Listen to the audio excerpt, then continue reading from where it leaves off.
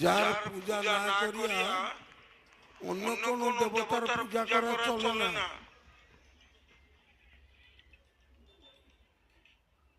যার তুষ্টিতে স্বর্গস্থিত দেবতাগণ আনন্দিত হন, যার তর্জনীর বিদিতময় হলনে জীবকুল ভবন নদী পাড়ি দিতে সমর্থ হয়, তিনি দেশিকোত্তম মানে উত্তম গুরু। ভব ব্যাধি নিবারিতে তুমি বৈদ্যরাজ। আমাদের বড় সৌভাগ্যের বিষয়, পূর্বপুরুষের আশীর্বাদ, দেবতাদের আশীর্বাদ না থাকলে আমাদের জীবনে এরকম মহাপুরুষের উদয় হয় না। কত ভাগ্যবান আমরা। ভারতবর্ষ পুণ্যের দেশ, সাধু সন্ত মহাত্মাদের দেশ। সাধু সন্ত মহাত্মাদের আশীর্বাদ আছে বলে আমরা এরকম কনকোত্তম কান্তিকান্তম মহাপুরুষের আশ্রয় লাভ করিয়াছি। জ্ঞাত সারে হোক অজ্ঞাত সারে হোক, নিশ্চয় আমাদের সকলের পূর্বজন্মের কোন স্বীকৃতি ফেলালাম ছিল। তাই আজকে তার কল্পতরু দিবস। এই কল্পতরু দিবসে গুরু কল্প তরুণে যে যা চায় তাই মিলে ব্রহ্ম ভাবিতে পারে যদি গুরু কৃপা হয়। এই কল্পতরু দিবসে ঠাকুরের একটা কথা, ঠাকুরের চিঠি দ্বিতীয় খণ্ড ৭২ নম্বর।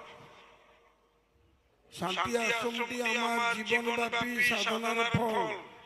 শান্তি আশ্রমে আসামবঙ্গীয় সারস্বত মঠ, তার ডাক নাম হচ্ছে শান্তি আশ্রম, ভালো নাম হইল আসামবঙ্গীয় সারস্বত মঠ। আসুন আমরা সংকল্প করি এই শুভ মহেন্দ্র লগ্নে কল্পতরু দিবসে সারস্বত মঠ আমার বাল্যকালের শিশুসজ্জা,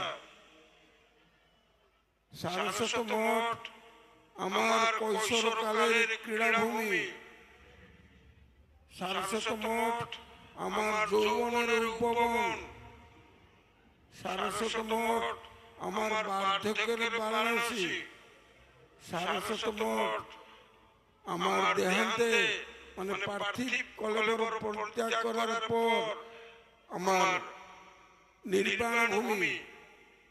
সেই সারস্বত মঠে বিরুদ্ধাচরণ করে যারা আলাদা হয়ে গেছে, অপপ্রচার করছে, তাদের কাছে এই কল্পতরু দিবস আহ্বান, তোমরা ফিরে এসো মূল পথে। মূল সূত্রে ফিরে এসে ঠাকুরের কাছে ক্ষমা চাও। আর চাই আর সুবর্ণ সুযোগ কি হতে পারে?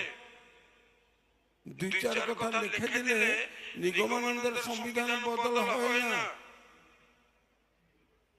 আমি একবার স্বামী আত্মানন্দ মহারাজের যখন মহন্ত ছিলেন, আমি ওনাকে জিজ্ঞাসা করছিলাম, মহারাজ অমুক অতখানা বই লিখেছে, অমুক অতখানা বই লিখেছে, আপনি ৩৬ বছর মহন্ত থাকলেন, একটা বই তো লিখলেন না। তিনি বললেন, ঠাকুর কোন পাঠটা বাকি রেখেছে আমি ওইটাকে লিখে পাঠ পূরণ করিব। ঠাকুর কি বাকি রেখেছেন যে আমি লিখে ঠাকুর যেটা অপূর্ণ করেছেন আমি এটা পূর্ণ করিব? আমরা কি করি দেখুন, এটা আস্থা বেল, কেউ বেলের খোসাটা নিল, কেউ সহজটা নিল, কেউ তার বিচিটা বিচনটা নিল, কিন্তু আস্থা বেলটাকে আমরা কেউ চাইতেছি না। যতদিন পর্যন্ত আস্থা বেলকে আমরা না চাই, আমাদের ঠাকুর আমাদের অবিশুদ্ধ চিত্তের কল্পনা মাত্র। তাই আসুন শুদ্ধ সংকল্প নিয়ে একমাত্র জীবনের বার্ধক্যের বারাণসী যে আসামবঙ্গীয় সারস্বত মঠ, যেখানে ঠাকুর বলেছেন আমি এই মঠের জন্য শতবার প্রাণ বিসর্জন দিতে পারি, তোরা আমার মঠের বিরুদ্ধাচরণ করে আমার প্রাণ হন্তারক হবে না। হন্তারক মানে কি? হত্যাকারী। আমার হত্যাকারী হবে না।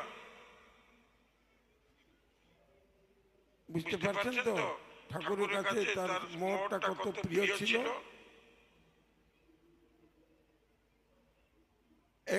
আচ্ছা, এখানে কোন মা বাবা তার মেয়ের নাম মন্থরা রেখেছেন? এখানে আছেন কি কোন ভদ্রলোক?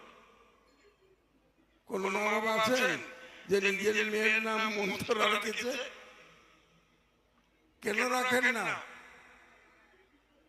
আমরা রামায়ণে পাই মন্থরা, কিন্তু কোন মা বাবা তার মেয়ের নাম মন্থরা রাখে? মন্থরা মানে কি? দশরথের ভরা সংসারকে যে উলট পালট করে দিল। বুঝতে পারছেন? এই মন্থরার ভূমিকা পালন করিবেন না। ছোট বালক যদি আগুনের টুকরার জ্বলন্ত আগুনের টুকরাকে আঁচলে বাঁধে কি হবে?